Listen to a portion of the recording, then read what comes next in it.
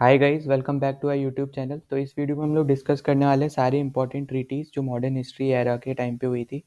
और साथ ही साथ हम लोग इसमें कुछ इंपॉर्टेंट पॉलिसीज़ जो गवर्नर्स की थी वो डिस्कस करेंगे।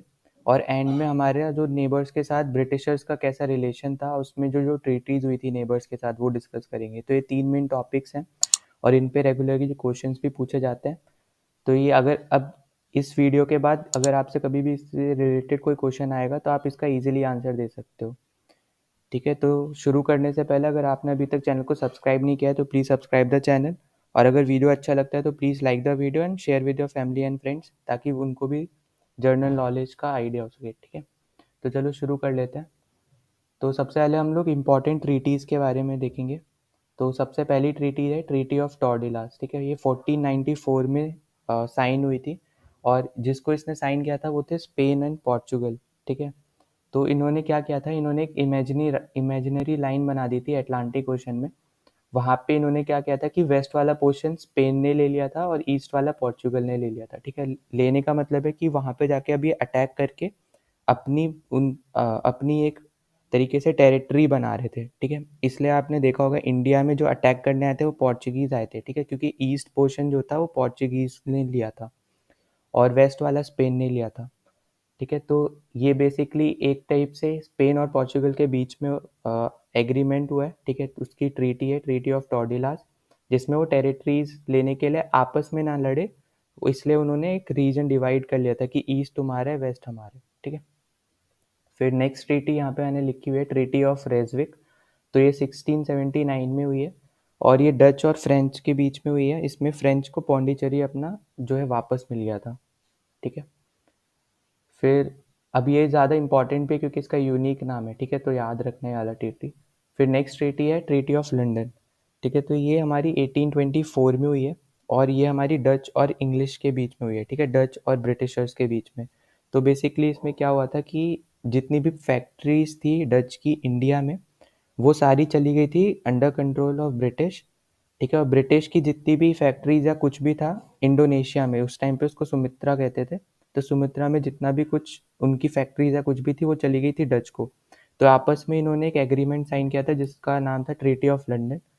ठीक है, तो उसमें इन्होंने आपस में इंडोनेशिया पूरी तरीके से डच के कंट्रोल में कर दिया था और इंडिया पूरी तरीके से ब्रिटिशर्स के कंट्रोल में कर दिया था। तो आपस में इन्होंने फैक्ट्रीज को डिस्प्यूट कर डिवाइड कर लिया था। ठीक है, और इस पर्टिकुलर ट्रीटी से जो मलेशिया है, ठीक है, उस टाइम पे मलेशिया को मलाया बोलते थे, और सिंगापुर। ठीक है, मलेशिया, सिंगापुर, इंडिया, ये तीनों जगह ब्रिटिशर्स को मिल गई थी पूरी तरीके से।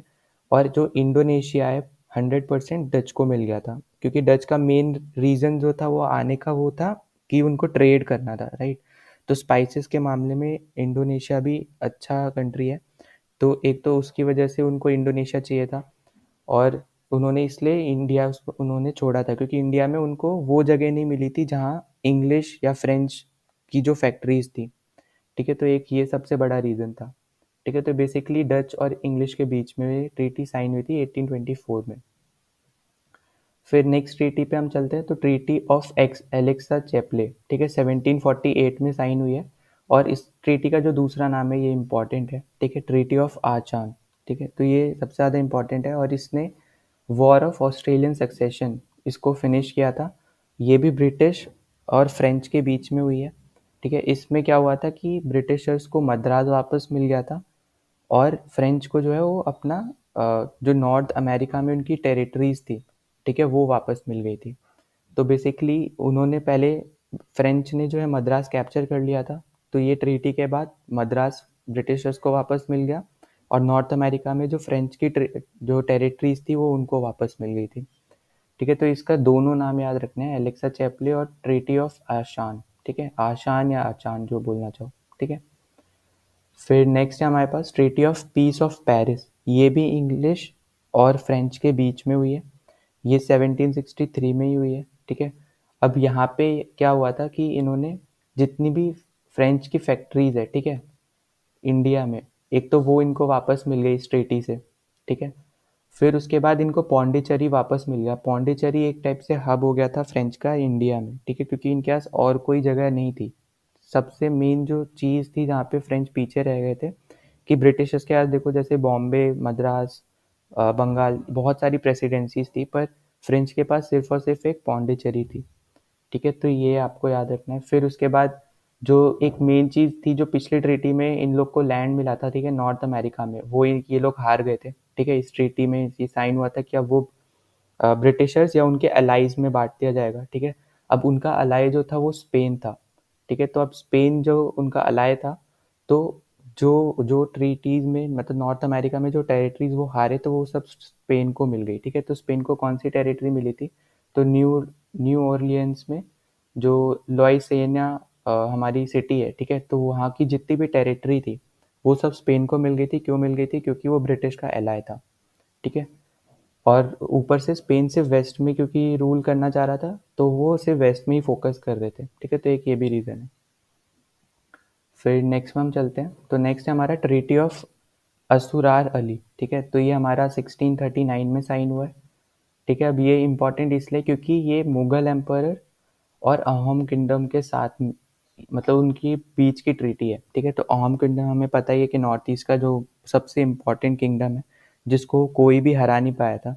ठीक है, तो ये बेसिकली जब इनके बीच में आपस में लड़ाई चल रही थी, तो मुगल एम्पायर जो था वो भी इसको हरा नहीं पाया था, तो इसलिए आपस में इनकी ट्रीटी हुई थी। ठीक है, तो इसके बाद से ही फिर मुगल्स ने क्या किया था कि उनको कैप्चर करना या कॉन्कर करना, फिर उनका आइडिया छोड़ दिया था। ठीक है, मतलब उन्होंने सोच लिया था कि हम इनको नहीं हरा सकते हैं, तो बेसिकली उन्होंने बस एक ट्रीटी की कि हम तुम्हें अटैक नहीं करेंगे, तुम हमें अटैक मत करना, ऐसा। ठीक है, बाउंड्री डिसाइड करने के लिए। उसके बाद नेक्स्ट में चलते हैं। नेक्स्ट है हमारा ट्रीटी ऑफ पुरंदर। ठीक है, अब दो ट्रीटी है जिसका नाम ट्रीटी ऑफ पुरंदर है। दोनों मराठा से ही रिलेटेड है, पर एक में हमारे जो है शिवाजी महाराज के साथ हुई है एक। ठीक है, वो ये वाली ट्रीटी है 1665 में जो हुई है, और एक हमारी एंग्लो मराठा फर्स्ट जो एंग्लो मराठा वॉर हुई थी उसमें हुई थी। ठीक है, तो दोनों में कंफ्यूज मत करना, दोनों डिफरेंट ट्रीटीज हैं पर नाम सेम है। ठीक है, तो ट्रीटी ऑफ पुरंदर हुई है 1665 में, जो फर्स्ट हुई थी। तो ये हमारी बेसिकली मुगल एम्पायर, ठीक है, उसके बीच में मुगल एम्पायर और हमारे छत्रपति शिवाजी महाराज के बीच में हुई थी। ठीक है, तो मुगल एम्पायर की तरफ से जय सिंह ने जब जो पुरंदर का फोर्ट है वो सीज कर लिया था। ठीक है, मतलब अपने कब्जे में ले लिया था, हरा दिया था जब शिवाजी को, तो उनको फोर्स किया था ये साइन करने के लिए एग्रीमेंट। ठीक है, तो ये उस टाइम की ये ट्रीटी है। तो पहली ट्रीटी तो ये है। ठीक है, अभी दूसरी वाली हम आगे करेंगे। फिर नेक्स्ट है हमारा ट्रीटी ऑफ अलीनगर, 1757 में ये साइन हुई थी। ठीक है, अब ये साइन हुई हमारी सिराजुद्दौला और रॉबर्ट क्लाइव के बीच में। ठीक है, तो सिराजुद्दौला बेसिकली नवाब था बंगाल का। ठीक है, तो अब यहाँ पे उसने क्या किया था कि कलकत्ता में फोर्ट्स बनाने के लिए अलाउ कर दिया था ईस्ट इंडिया कंपनी को, जब East India company latest new new आई थी। ठीक है, उस टाइम पे फिर यहाँ पे उसने फिर कुछ कुछ टैक्सेस जो थे वो भी माफ़ कर दिए थे। ठीक है, टैरिफ ड्यूटी ये सब नहीं लगता था, तो जो टैक्स से रिलेटेड चीज़ें वो माफ़ कर दी थी, और दूसरा कि उसने फोर्ट्स बनाने के लिए अलाउ किया था कलकत्ता में। ठीक है, तो बेसिकली बस एक यही सिंपल सा ट्रीटी था अलीनगर। फिर नेक्स्ट है हमारे पास ट्रीटी ऑफ इलाहाबाद 1765। ठीक है, अब ये इंपॉर्टेंट ट्रीटी है। ठीक है, क्योंकि ये यहाँ पे जब बंगाल को कॉन्कर करना चाह रहे थे ईस्ट इंडिया कंपनी, ये उस टाइम पे साइन हुई थी। ठीक है, तो ये हमारी रॉबर्ट क्लाइव और मुगल एम्पायर शाह आलम टू के बीच में हुई है। ठीक है, अब यहाँ पे ये जो है बक्सर वॉर जब हुई थी 1764 में, ठीक है, तो उसके रिस्पॉन्स में उसको ख़त्म करने के लिए ये ट्रीटी साइन हुई थी, ट्रीटी ऑफ इलाहाबाद। ठीक है, 1765 में, तो ये हमें याद होना चाहिए। फिर नेक्स्ट में चलते हैं, तो नेक्स्ट हमारा ट्रीटी ऑफ मद्रास जो साइन हुई थी 1769 में। ठीक है, अब ये जो ट्रीटी है ये हमारी साइन हुई है फर्स्ट एंग्लो मैसूर वॉर। ठीक है, तो मैसूर के जो तरफ से लड़ रहे थे वो हैदर अली था। ठीक है, और इधर से ईस्ट इंडिया कंपनी थी, पर ईस्ट इंडिया कंपनी इस बैटल में हारी थी और हैदर अली जीता था। तो उस टाइम पे ट्रीटी ऑफ मद्रास साइन हुई थी, जो कि बहुत बड़ा ह्यूमिलेशन था ब्रिटिशर्स के लिए। ठीक है, तो हमें ये पता होना चाहिए कि इसने first Anglo Mysore war and किया था, और ये किसके बीच में साइन हुए? तो ब्रिटिशर्स और हैदर अली के बीच में साइन हुई है। ठीक है, अब इसमें जो हैदर अली ने जितनी भी ब्रिटिशर्स की जगह ली थी वो सब इनको वापस मिल गई थी। ठीक है, और ये क्योंकि हारे थे तो ये सबसे बड़ा इनका एक टाइप से ह्यूमिलेशन था। ठीक है, तो ये बस पता होना चाहिए। फिर नेक्स्ट आती है हमारी ट्रीटी ऑफ मैंगलोर। ठीक है, 1784। तो ये ट्रीटी भी हमारी एंग्लो और मैसूर वॉर के बीच में ही हुई है। बस इसमें ये हमारी हुई थी सेकेंड एंग्लो मैसूर वॉर के टाइम पे, ठीक है। तो उस टाइम पे हैदर अली कैंसर के थ्रू वो मर गया था, तो उस टाइम पे टीपू सुल्तान था, तो उस टाइम पे उसके साथ साइन हुई थी ये ट्रीटी ऑफ मैंगलोर, ठीक है। तो इसने सेकेंड एंग्लो मैसूर वॉर को ख़त्म किया था इस ट्रीटी ने। फिर हमारे पास आती है ट्रीटी ऑफ सेरिंगपट्टनम। तो ये है हमारी थर्ड एंग्लो मैसूर वॉर से रिलेटेड ट्रीटी है, ठीक है। ये इसमें हमें क्या पता चलता है कि टीपू सुल्तान जो था वो मारा गया था, ठीक है। इसमें वो हार गया था, पहले वो जीत रहा था पर फिर उसके बाद ब्रिटिशर्स ने मराठास को अपने साइड कर लिया था, तो उसके बाद टीपू सुल्तान हार गया था, ठीक है। तो एक चीज़ ये भी याद रखनी है यहाँ पे, इससे थर्ड एंग्लो मैसूर वॉर खत्म हुई थी, ठीक है। ये साइन हुई थी ब्रिटिशर्स, मराठा, फिर टीपू सुल्तान के बीच में, ठीक है। उसके बाद अगर हम नेक्स्ट में चलते हैं तो नेक्स्ट हमारी ट्रीटी ऑफ सूरत, ठीक है। अब हम आ जाते हैं एंग्लो मराठा वॉर पे। तो जब हम बात करते हैं Anglo Maratha war, first Anglo Maratha war, तो इसमें 4 मेन ट्रीटीज हुई हैं। Treaty of Surat, treaty of Purandar, ठीक है। दूसरी वाली जो हमने फर्स्ट डिस्कस की वो शिवाजी महाराज पे थी, ठीक है। यहाँ पे ट्रीटी ऑफ पुरंदर हुई, फिर उसके बाद ट्रीटी ऑफ वाडगांव हुई और फिर ट्रीटी ऑफ सालबाई हुई, ठीक है। ट्रीटी ऑफ सालबाई ने फर्स्ट वॉर को एंड किया था, ठीक है। तो सबसे पहले हम लोग चलो डिस्कस कर लेते हैं ट्रीटी ऑफ सूरत, ठीक है। तो ट्रीटी ऑफ सूरत हमारी हुई है 1775 में। तो इसमें बेसिकली क्या किया था कि जो रघुनाथ राव है, ठीक है। तो इसने बेसिकली अपना एक टाइप से क्लेम करा था कि ये पेशवा के थ्रोन के लिए क्लेम कर रहा था, ठीक है, ब्रिटिशर्स को। और जो ब्रिटिशर्स को एक क्लेम कर रहा था वो एक्चुअली में बॉम्बे के गवर्नर्स थे, ठीक है। तो उनको जो जो जो उन्होंने डिसीजन लिया, ठीक है, उसको ओवर रूल कर दिया था जो गवर्नर जनरल ऑफ बंगाल था, क्योंकि ये बोल के उन्होंने ओवर रूल किया था क्योंकि इनके पास वो राइट्स नहीं है कि ये किसी से भी कोई भी ट्रीटी साइन कर सकते हैं, ठीक है। तो एक चीज़ आपको ये याद रखनी है, ठीक है। तो इसलिए यहाँ पे आप देख सकते हैं, जैसे यहाँ पे लिखा भी है, वॉरेन हेस्टिंग ने जो है ये ओवर रूल कर दिया था, क्योंकि गवर्नर जनरल ऑफ बंगाल जो है उसके अंडर आते थे governor of Bengal and governor of Madras, ठीक है।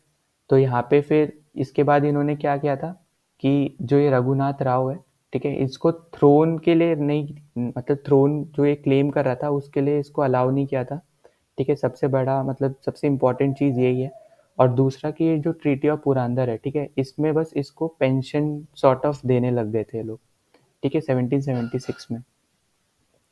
तो हम लोग चलो इसी की बात कर लेते हैं। तो ट्रीटी ऑफ पुरंदर 1776 की बात कर लेते हैं। तो ये ब्रिटिशर्स और मराठा के बीच में हुई है, ठीक है। ये भी फर्स्ट एंग्लो मराठा वॉर की सेकेंड ट्रीटी है, ठीक है। तो यहाँ पे पेंशन देने लगे थे वो रघुनाथ राव को ही, ठीक है। और इसका क्लेम हटा दिया था पेशवा सीट से, ठीक है। तो पेशवा एक टाइप से मराठास का हेड होते थे, ठीक है।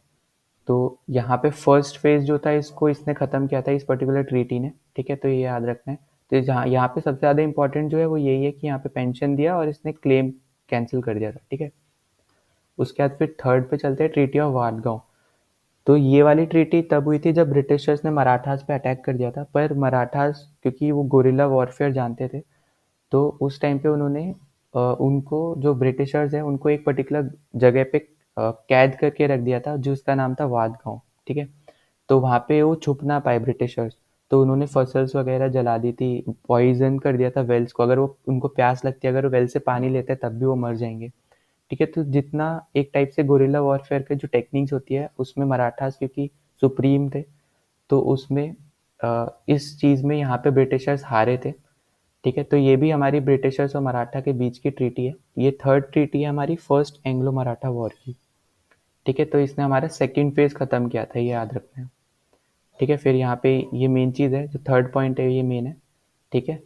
और उसके बाद यहाँ पे जैसे लिखा है कि ये जब हार गए थे, इसके बाद फिर मराठास और बॉम्बे के जो ऑफिशियल्स है, ठीक है, गवर्नर ऑफ बॉम्बे के जो ऑफिशियल्स है, तो उनके बीच में कुछ ट्रीटी साइन हुई थी जो कि यही ट्रीटी थी, ट्रीटी ऑफ वादगांव, ठीक है। तो इसको भी वॉरेन हेस्टिंग ने ओवर रूल कर दिया था, यही बोल के कि बॉम्बे ऑफिशियल्स के पास कोई लीगल अथॉरिटी या फिर लीगल पावर नहीं है ऐसा कोई भी ट्रीटी साइन करने के लिए, ठीक है। तो इसलिए ये ट्रीटीज को ब्रिटिशर्स नहीं मानते थे, ठीक है। तो ये हमारी थर्ड ट्रीटी हो गई। फिर लास्ट ट्रीटी है जो हमारी फर्स्ट एंग्लो मराठा वॉर की हुई है, जिसने फर्स्ट एंग्लो मराठा वॉर को ख़त्म किया था, ठीक है। तो ये हमारी थी ट्रीटी ऑफ सालबाई 1782 में हुई है। ये इंपॉर्टेंट है, बस इतना याद रखना कि इसने फर्स्ट एंग्लो मराठा वॉर को ख़त्म किया है बस, ठीक है। उसके बाद नेक्स्ट पे हम चलते हैं तो ट्रीटी ऑफ बेसेन। अब ये हमारी सेकेंड एंग्लो मराठा वॉर के टाइम पे आई थी, 1802 में आई है। ठीक है, अब इसमें जिसके बीच में साइन हुई है तो ये बाजीराव टू और ब्रिटिशर्स के बीच में साइन हुई है। ठीक है, अब इसके वजह से जो सब्सिडरी अलायंस जो लाए थे वीजली, ठीक है, तो उसमें मराठास आ गए थे। ठीक है, सब्सिडरी अलायंस को ज्वाइन कर लिया था मराठास ने। उसके बाद हमें एक चीज़ पता चलती है कि जो हमारे सिंधिया, देखो जैसे हमारे मराठास में ना 3 सेक्ट होते थे उस टाइम पे, तो एक तो पेशवाज हो गए, ठीक है, उसके बाद सिंधिया हो गए और होलकर हो गए, तो ये 3 मेन थे। तो जब भी अभी आप ट्रीटीज देखोगे ना सेकंड और थर्ड मराठा वॉर की, तो ब्रिटिशर्स ने इन तीनों के साथ ही अलग अलग ट्रीटीज साइन की है। ठीक है, तो हम लोग सबके बारे में भी डिस्कस करेंगे। तो यहाँ पे हमारे मिलिट्री चीफ्स थे, ठीक है, सिंधिया के जैसे दौलत राव सिंधिया हो गए, फिर जसवंत राव होलकर हमारे होलकर के हो गए। ठीक है, तो दोनों ही एक टाइप से पेशवा के अंडर आते थे, पर ये 3 मेन लीडर्स थे, ठीक है, जो अपने अपने एक टाइप से मराठास की कम्युनिटीज को सपोर्ट कर रहे थे, ठीक है, डिफरेंट डिफरेंट जगह पे। उसके बाद फिर यहाँ पे अगर हम बात करते हैं तो इसमें क्या हुआ था कि जो होलकर थे, ठीक है, इन्होंने सिंधियाज पे अटैक कर दिया था। ठीक है, उस टाइम पे जब एंग्लो मराठा वॉर शुरू हुई थी उसी टाइम पे। ठीक है, तो यहाँ पे जब होलकर्स ने सिंधिया पे अटैक किया, ठीक है, तो जो पेशवाज थे इस टाइम पे, जो सिंधिया जिनको सपोर्ट करे थे, ठीक है, वो पेशवा थे। तो क्योंकि यहाँ पे मिलिट्री लीडर पेशवा को बनाया गया था, ठीक है, तो होलकर ने सिंधिया को अटैक कर दिया था और जो पेशवा थे वो पुणे में जाके छुप गए थे उस टाइम पे। ठीक है, तो यहाँ पे बस एक सिंपल सी यही चीज़ हुई है। ठीक है, उसके बाद नेक्स्ट पे चलते हैं तो हमारा है यहाँ पे treaties of second Maratha war, हम लोग डिस्कस कर लेते हैं। तो सबसे पहली हमारी है ट्रीटी ऑफ देवगांव। ठीक है, तो ये भोसले के साथ हुई है। ठीक है, फिर हमारी है ट्रीटी ऑफ सुरजियान जगांव। ठीक है, ये हमारी सिंधिया के साथ हुई है, और ये जिस जगह पे हुई है, ठीक है, पहली नागपुर में हुई, दूसरी ग्वालियर में हुई, और सब जो है पहली दो जो 1803 में हुई, उसके बाद वाली 1805 में हुई, ठीक है, राजपुर घाट, जो कि होलकर के साथ हुई है। ठीक है, तो यहाँ पे हमारी हुई थी इंदौर में। ठीक, तो यहाँ पे यशवंत राव थे और यहाँ पे सिंधिया में दौलत राव सिंधिया थे। ठीक है, तो हमें ये नाम पता होना चाहिए कि सेकंड जो मराठा वॉर हुई है, ठीक है, सेकंड एंग्लो मराठा वॉर जो हुई है उसमें कौन कौन था, और तीनों ट्रीटीज के नाम पता होना चाहिए और कौन सा ईयर था ये पता होना चाहिए।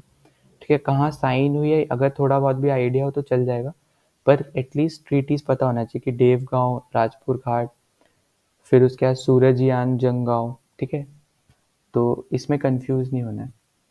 उसके बाद थर्ड एंग्लो मराठा वॉर की बात कर लेते तो यहाँ पे भी हमारे पास 3 ट्रीटी है। ठीक है, तो यहाँ पे पहला कि जैसे मैंने बताया था पेशवाज हारे थे, तो उसके उनके साथ ट्रीटी ऑफ पूना साइन की थी 1817 में। ठीक है, ये किरकी में साइन हुई थी। फिर उसके बाद सिंधिया हारे थे, तो इनके साथ ट्रीटी ऑफ ग्वालियर साइन की थी 1817 में। ठीक है, तो ये था सीता बुल्दी में साइन हुई है। फिर होलकर हारे थे, ठीक है, तो इनके साथ ट्रीटी ऑफ मंडोसर साइन हुई है 1818 में। ठीक है, उसके बाद यहाँ पे महिदपुर में ये साइन हुई थी। अब यहाँ पे क्या हुआ था कि जब पेशवा और सिंधिया को हरा दिया था, ठीक है, होलकर लड़ने जा रहे थे, पर क्योंकि अब ये ऊपर की दोनों हार गए थे तो होलकर्स ने डायरेक्ट ट्रीटी साइन कर ली थी, ठीक है, ब्रिटिशर्स के साथ, जिसका नाम था मंडोसोर। ठीक है, ट्रीटी ऑफ मंडोसोर। तो यहाँ पे अभी देख सकते हो 3 ही मेन वॉर्स थी, ठीक है, एंग्लो मराठाज में। तो पहली वाली में 4 ट्रीटी हुई, दूसरी वाली में 3 ट्रीटी हुई, और तीसरी में भी 3 ट्रीटी हुई। तो ये एक टाइप से आप ऐसा समझ सकते हो कि एंग्लो मराठा वॉर्स जो है ना उसमें सबसे ज़्यादा ट्रीटीज हुई हैं। ठीक है, तो इसमें कभी भी इसको भूलना नहीं है, क्योंकि सबसे ज़्यादा इंपॉर्टेंट ट्रीटीज हैं ये। ठीक है, फिर हम नेक्स्ट में चलते तो नेक्स्ट है हमारी ट्रीटी ऑफ एटर्नल फ्रेंडशिप, जो कि 1807 में हुई है। ठीक है, अब इसमें क्या हुआ था कि एक छोटी सी अलायंस थी, टिलसेट एलेक्जेंडर वन जो रशिया के, ठीक है, और नेपोलियन बोनापार्ट में। तो ये बेसिकली ये सब मिलके इंडिया को अटैक करना चाहते थे उस टाइम पे। ठीक है, तो अभी जैसे हमें पता है कि वॉरेन हेस्टिंग की रिंग ऑफ फेंस पॉलिसी थी, तो वो जो नेबर्स होते थे उनको बफर जोन्स में कन्वर्ट कर दिया जाता था, ताकि जितना भी डिस्ट्रक्शन हो वो उसी उसी जगह पे हो, वो इंडिया तक पहुंच ही ना पाए। ठीक है, वॉर जितना भी हो सब उधर ही हो। तो बेसिकली ये इस ट्रीटी पे इन सब का एक छोटा सा अलायंस बना था, और ये चाहते थे कि ये लैंड रूट से इंडिया पे अटैक करे। ठीक है, तो इंग्लिश ने क्या किया था कि अफगानिस्तान और ईरान, इन दोनों को एक टाइप से बफर जोन बना लिया था। ठीक है, तो इनको अपने अंडर ले लिया था जितने भी ये दोनों थे। तो अपने वहाँ पे जो सोल्जर्स थे इनको अलाउ कर दिया था उधर रहने को। ठीक है। तो जो वहाँ के किंग हुआ करते थे, ठीक है, नवाब होते थे, तो वो इनको पैसे देते थे इनके प्रोटेक्शन के लिए। और दूसरा कि जो सोल्जर्स वहाँ रुके हैं उनका जितना भी खर्चा हो रहा है, कुछ भी हो रहा है, उन पे कितना भी मनी स्पेंड होगा, ठीक है, तो वो वही लोग ही स्पेंड करते थे, ठीक है, इसमें ब्रिटिशर्स कुछ नहीं करते थे। ठीक है, तो ये चीज़ है। और दूसरा यहाँ पे जो तीसरा पॉइंट हुआ कि ब्रिटिशर्स और इनके बीच में एक सिंपल सा ट्रीटी ये भी साइन हुआ था कि ये कोई दूसरे यूरोपियन पावर की हेल्प नहीं कर सकते। ठीक है, तो ये हमेशा ब्रिटिशर्स हर एक से साइन करवाते थे कि ये किसी भी दूसरे ब्रिटिशर मतलब दूसरे यूरोपियन पावर्स के साथ कोई भी मिलके नहीं रह सकता है। ठीक है, तो यहाँ पे ये 4 पॉइंट्स में यही सब बताया गया है, तो आप यहाँ पे पढ़ सकते हो। ठीक है, फिर नेक्स्ट पे हम चलते हैं। नेक्स्ट है हमारा ट्रेपाइट ट्रीटी, ठीक है, जो कि 1838 में हुई है। तो अब ये बेसिकली हुई थी जब ब्रिटिशर्स अफगानिस्तान पे अटैक करना चाहते थे, तो उनको एक रास्ता मिले, ठीक है, इंडिया से वहाँ तक जाने का।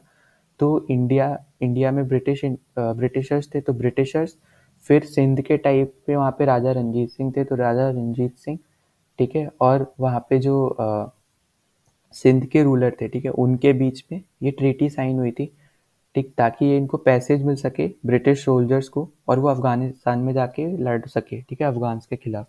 तो ये हुआ था जब फर्स्ट एंग्लो अफगान वॉर हुई थी, पर ये वहाँ पे हार गए थे, ठीक है, ब्रिटिशर्स हार गए थे, और ये भी बहुत बड़ा ह्यूमिलिएशन था। और ये ऑकलैंड के टाइम पे हुआ था, जब ऑकलैंड हमारे गवर्नर जनरल ऑफ इंडिया थे, उस टाइम पे ये हुआ था। ठीक है, उसके बाद जो सिंध है इसने सब्सिडरी अलायंस ज्वाइन कर लिया था, ठीक है, और जिसने हराया था इनको, ठीक है, अफगान का जो जिसने हराया था उसका नाम था दोस्त मोहम्मद।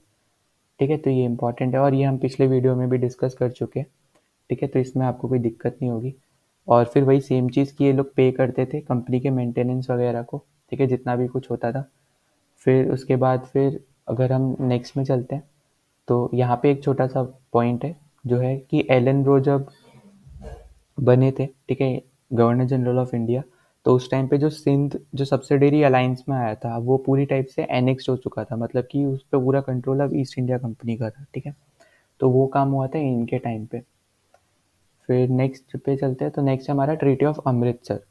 ठीक है, तो ट्रीटी ऑफ अमृतसर बेसिकली एक बाउंड्री ट्रीटी थी, जिसपे पंजाब की जो सिख्स के बीच में और ब्रिटिश में जो ईस्ट इंडिया कंपनी है, ठीक है, इंडिया में जो ईस्ट इंडिया कंपनी थी उसके बीच में एक ट्रीटी साइन हुई थी, जिसमें सतलुज रिवर को इन्होंने एक बाउंड्री बना दी थी, जिसमें बोला गया था कि इसके पार तुम नहीं आ सकते हो। ठीक है, इसके पार मतलब एक साइड पे हमारी टेरिटरी है, दूसरी साइड पे तुम्हारी टेरिटरी है, अगर इसके पार आओगे तो हम लोग वॉर लड़ेंगे। ठीक है, तो एक टाइप से ऐसा कुछ था, तो offensive defensive sort of treaty थी। ठीक है, तो अब ये जब ट्रीटी हुई थी तब राजा रंजीत सिंह थे, ठीक है, तो उनके साथ हुई थी और ये 1809 में हुई है। ठीक है, ये इंपॉर्टेंट है।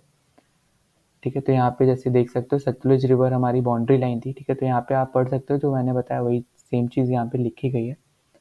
ठीक है, फिर नेक्स्ट पे हम चलते हैं, तो ट्रीटी ऑफ लाहौर। अब बेसिकली ट्रीटी ऑफ लाहौर हुई थी हमारी 1846 में, और जो ये ट्रीटी है ये तब हुई थी जब सिक्स ने जो है फर्स्ट ट्रीटी जो साइन हुई थी, ट्रीटी ऑफ अमृतसर, ठीक है, जो बाउंड्री ट्रीटी थी उसको तोड़ दिया था और सतलुज रिवर के दूसरी तरफ आ गए थे, ठीक है, कैप्चर करने के लिए।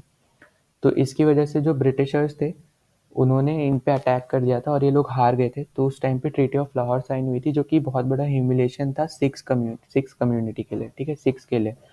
तो सिक्स के लिए इसलिए भी बहुत बड़ा था क्योंकि जो इन्होंने JNK अपने अंडर लिया था, ठीक है, अब वो एक सेपरेट प्रिंसली स्टेट बन गया था। ठीक है, तो ब्रिटिशर्स ने उसको सेपरेट प्रिंसली स्टेट बना दिया था, जिसकी वजह से सिक्स थे वो बहुत ज़्यादा नाराज़ थे। ठीक है, तो उन्होंने फिर वॉर मतलब बहुत ज़्यादा आवाज़ उठाई थी। ठीक है, तो उसमें फिर उन्होंने जो हम लोग अभी नेक्स्ट करेंगे उसमें आएगा।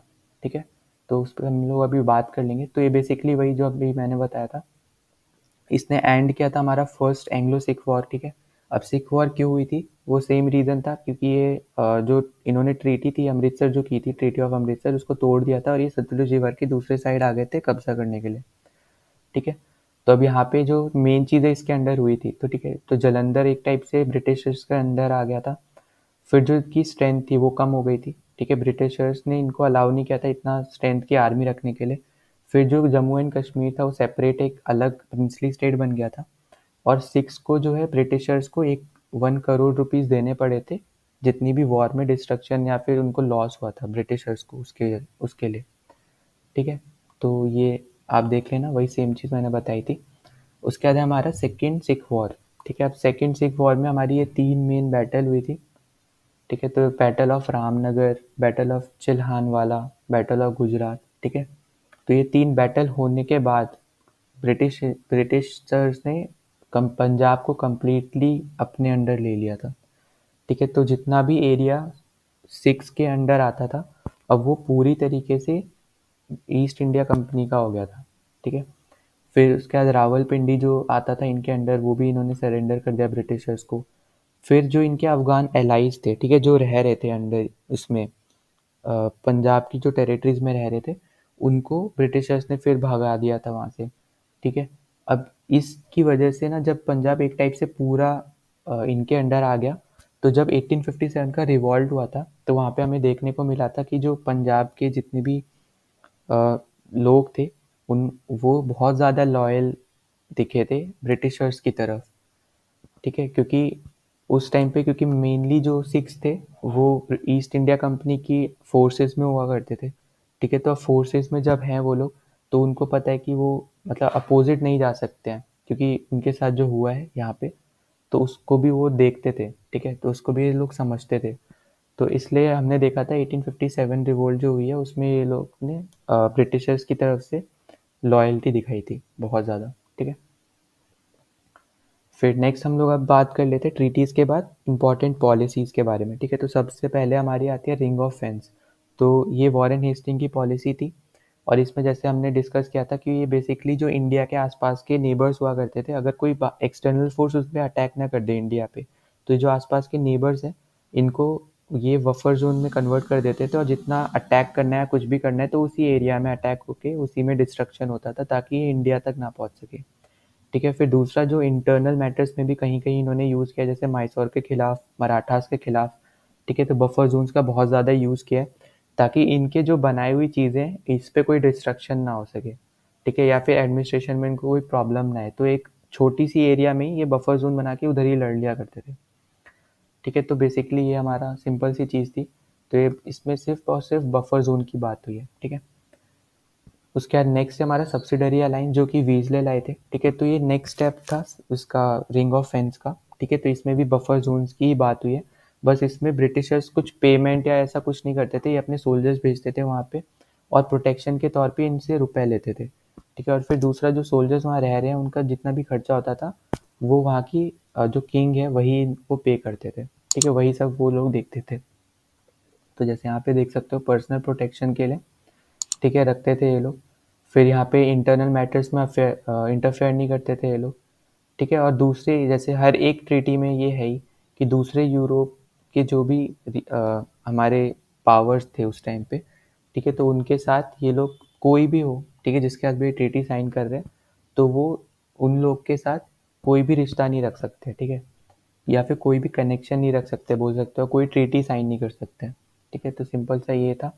फिर यहाँ पे आप देख सकते हो जो फर्स्ट जिसने सब्सिडरी अलायंस एक्सेप्ट किया था वो था हैदराबाद। ठीक है, उसके बाद फिर मराठास भी इसके अंडर आ गया था, जो अभी हमने ऊपर डिस्कस किया था। ठीक है, उसके बाद ये सारी स्टेट्स हैं जो इसके अंडर आ गई थी। ठीक है, जयपुर, जोधपुर, मैसूर को तंजौर बोलते थे उस टाइम पे, फिर अवध, पेशवा। ठीक है, पेशवा भोसले वही मराठास वाला हो गया। ठीक है, तो बेसिकली मैसूर, अवध, जयपुर, जोधपुर और मराठास, और सबसे पहला हैदराबाद। ठीक है, फिर नेक्स्ट में हम लोग चलते हैं डॉक्ट्रिन ऑफ लैप्स। तो doctrine of lapse basically Dalhousie का था। तो इसमें क्या करते थे ये लोग कि जो अडॉप्टेड सन है, ठीक है, अगर जो किंग और क्वीन है, अगर उनका कोई रियल सन नहीं है और अडॉप्ट किया हुआ सन है, तो इनके हिसाब से अब ये इस डॉक्ट्रिन ऑफ लैप्स के हिसाब से क्या होने लग गया था कि अडॉप्टेड सन जो है वो अपने फादर्स की प्राइवेट प्रॉपर्टी का ही सिर्फ हकदार है। ठीक है, अपने फादर की। पर जो स्टेट है, जो प्रिंसली स्टेट है, उसका हकदार नहीं है वो। ठीक है, जो भी अडॉप्टेड सन है, तो उसको फिर ईस्ट इंडिया कंपनी वाले अपने अंडर ले लेते थे स्टेट को, जब भी ऐसा होता था। तो जैसे सबसे बड़ा एग्जांपल, फॉर एग्जांपल झांसी है। ठीक है, झांसी में ऐसा हुआ है। फिर यहाँ पे जितने भी आपको स्टेट दिखते हैं, तो ठीक है, तो यहाँ पे जैसे सतारा, सूरत, तंजौर, ठीक है, आसाम, अवध, आरकोट, ये जितने भी स्टेट दिख रहे हैं इन सबके साथ डॉक्ट्रिन ऑफ लैप्स का हुआ था। ठीक है, तो सबसे फेमस यहाँ पे झांसी का ही एग्जाम्पल है। ठीक है, तो ये हमने डिस्कस कर लिया। फिर नेक्स्ट है हमारा पॉलिसी ऑफ मास्टरली इनएक्टिविटी। ठीक है, तो ये हमारा जॉन लॉरेंस ने की थी। ठीक है। चलो फिर अब ये वाला पॉलिसी डिस्कस कर लेते हैं। तो पॉलिसी ऑफ मास्टरली इनएक्टिविटी, ठीक है, तो ये जॉन लॉरेंस लाए थे और ये हमारा एक टाइप से अफ़गान वॉर्स का जो डिस्ट्रक्शन हुआ था, ठीक है, जहाँ पे ये लोग एक टाइप से हारे थे, ठीक है, उसको देखते हुए ये लोग लाए थे और इसका इन्होंने इसका पैशन देखा था एक टाइप से। तो बेसिकली इसमें क्या करा था इन्होंने कि ये अननेसेसरी बैटल्स के लिए नहीं जाने लगे थे, ठीक है। अब ये थोड़ा सा पीछे हट गए थे, अननेसेसरी बैटल से दूर होने लग गए थे, ठीक है। तो ये इसमें था सिंपल। अब उसके बाद हम बात कर लेते हैं ब्रिटिशर्स के रिलेशन कैसे थे नेबरिंग कंट्रीज से, ठीक है, और उनके साथ क्या क्या ट्रीटी साइन हुए वो भी हम लोग डिस्कस करेंगे। तो फर्स्ट है हमारा भूटान, ठीक है। तो इनके साथ हमने जो ब्रिटिशर्स ने ट्रीटी ऑफ सिंचुला किया है 1865 में और ट्रीटी ऑफ पुनाका किया है 1910 में, ठीक है। अब भूटान के साथ एज सच कोई वॉर नहीं हुई थी ज़्यादा, ठीक है, बस ट्रीटी साइन हुई थी ताकि उनके जो लोग हैं वो इधर ना आए, हमारे जो ब्रिटिशर्स के थे वो उधर ना जाए, ठीक है। तो भूटान एक टाइप से आप ऐसा समझ सकते हो कि पीसफुल कंट्री एक टाइप से रहना चाह रहा था, तो उसने इसलिए सिंपल सा एक ट्रीटी साइन किए हैं दोनों, ताकि वो इन सब मैटर से वो दूर रहे, ठीक है। जैसे जो अननेसेसरी बैटल्स वाला चीज़ है वो यहाँ पे सबसे ज़्यादा फॉलो होता है, ठीक है। तो treaty of Sinchula, the treaty of Punakha इन्होंने साइन किया है। फिर नेक्स्ट है नेपाल, तो इन्होंने ट्रीटी ऑफ सिंगोली पास किया है, ठीक है। इन दोनों आपस में ब्रिटिशर्स और नेपाल के जो उस टाइम पे किंग थे, तो ट्रीटी ऑफ संगोली यहाँ पे साइन हुआ था 1816 में, ठीक है। अब उसके बाद से फिर क्या होने लग गया था कि जो गोरखास थे, ठीक है, ये यहाँ पे ब्रिटिश ईस्ट इंडिया कंपनी में जो ब्रिटिश आर्मी है, ठीक है, ईस्ट इंडिया कंपनी की, तो उसमें ये लोग पार्ट लेने लग गए थे जो गोरखास थे। और दूसरा कि नेपाल ने फिर ब्रिटिशर्स को एक टाइप से रेसिडेंट्स बना लिया था, मतलब ब्रिटिशर्स को भी अलाउ कर रहे थे कि वो नेपाल में आके रह सकते हैं, ठीक है। एक दूसरी चीज़ ये हो गई। फिर तीसरा हो गया कि जितने हिल स्टेशंस थे उस पे कब्जा कर लिया था ब्रिटिशर्स ने, ठीक है, जैसे शिमला, मसूरी, नैनीताल, ये सब। और फोर्थ हो गया हमारा कि जितना भी रीजन है जैसे गढ़वाल, कुमाऊं, ठीक है, ये जितना भी रीजन है जो नेपाल क्लेम करता है, ठीक है, तो वो सब हमारा एक टाइप से ब्रिटिश ईस्ट इंडिया कंपनी ने सीड कर लिया था, मतलब छीन लिया था या ले लिया था, ऐसा समझ सकते हो, ठीक है। उसके बाद फिर जो सिक्किम रीजन था वहाँ से नेपाल ने विड्रॉ किया था, ठीक है। तो बेसिकली ये 6 पॉइंट थे जो इस ट्रीटी में लिखे थे, ठीक है। तो यहाँ पे आपको ये ट्रीटी पता होना चाहिए कि नेपाल के साथ कौन सी ट्रीटी की है, तो ट्रीटी ऑफ संगोली की है। फिर नेक्स्ट पे चलते हैं। तो अगली ट्रीटी हम जो हुई है वो हुई है बर्मा के साथ। तो बर्मा को बेसिकली म्यांमार बोलते हैं अभी प्रेजेंट में, ठीक है, ब्रिटिशर्स इनको बर्मा बोलते हैं। तो बर्मा के साथ ट्रीटी ऑफ यांडाबो हुई है 1826 में, ठीक है। अब इनके साथ 3 वॉर हुई हैं, ठीक है, बर्मीज़ वॉर। तो 3 एंग्लो बर्मीज़ वॉर हुई हैं, जिसमें फर्स्ट वाली में सिंपल इन्होंने अपर पार्ट कब्जा लिया, ठीक है, बर्मा का। फिर उन सेकंड वाली में जब देखा कि ब्रिटिशर्स को ट्रेड और टैक्स से रिलेटेड इशू हो रहे थे, तो वो सब माफ़ करवाया सेकंड में। फिर थर्ड में जब देखा कि दूसरे यूरोपियन पावर से वहाँ का जो किंग है वो ट्रीटी साइन करने लग गया था, तो इन्होंने अटैक करके लोअर बर्मा भी कब्जा लिया था, ठीक है। तो ये 3 बर्मीज़ वॉर हुई हैं, जिसमें पहले वाले में अपर बर्मा ले लिया, थर्ड वाली में एक टाइप से पूरा ही बर्मा ले लिया, ठीक है, और इंडिया का पार्ट बन गया था बर्मा एक टाइम पे, ठीक है। उसके बाद फिर बर्मा सेपरेट हुआ था 1935 में, ठीक है। फिर ये सब जो अभी मैंने बताया ये वही सेम चीज़ यहाँ पे लिखी हुई है, ठीक है। तो इसमें ब्रिटिशर्स को अलाउ कर दिया रेसिडेंट्स बनने के लिए, ठीक है, तो वहाँ पे म्यांमार में जाके रहने लग गए थे ये लोग, ठीक है। फिर वही सेम चीज़ से सेकंड में ये वाली चीज़ें हुई हैं, ठीक है, जो हम लोग यहाँ पे देखते हैं। एक ये हुआ है और यहाँ पे फाइन इम्पोज होने लग गया था, ये थर्ड वाले में इम्पोज होने लग गया था, ठीक है। सेकंड वाले में ट्रेड के लिए हमें ब्रिटिशर्स ने आइडिया निकाला था, तो सेकंड वाला जो एंग्लो बर्मीज वॉर हुआ है उसमें ट्रेड से रिलेटेड चीज़ें हुई हैं, ठीक है। फिर हमारा जो नेक्स्ट है वो है तिब्बत। तो तिब्बत के साथ इनकी जो ट्रीटी हुई थी वो थी ट्रीटी ऑफ लासा 1904 में हुई थी, ठीक है। अब यहाँ पे इन्होंने क्या किया था कि एक टाइप से अपनी जो आर्मी थी वहाँ से वापस मंगा ली थी, ठीक है। जब वापस मंगा ली तो चाइना ने अटैक किया और तिब्बत फिर कब्जा लिया, ठीक है। तो बेसिक यही कॉन्सेप्ट हुआ था उस टाइम पे। और इन्होंने जब साइन किया था तो ये किया था कि फॉरेन स्टेट के साथ इनका कोई रिलेशन नहीं होगा, ठीक है। और दूसरा कि यहाँ पे जैसे आप देख सकते हो कि जो चुंबन वैली थी, ठीक है, ये एक टाइप से इनको सिक्योरिटी मिला था पेमेंट का, ठीक है। तो यहाँ पे सबसे ज़्यादा इंपॉर्टेंट यही है, एक तो चुंबन वैली याद रखना, ट्रीटी याद रखना लासा की, और कैसे अभी वो चाइना का पार्ट है तिब्बत, ठीक है। ये याद रखना कि ब्रिटिशर्स ने अपने सोल्जर्स वापस मंगा लिए थे तो चाइना ने अटैक करा और वहाँ पे वो हार गए, ठीक है, तिब्बत वाले, और तिब्बत को उन्होंने कब्जा लिया, ठीक है।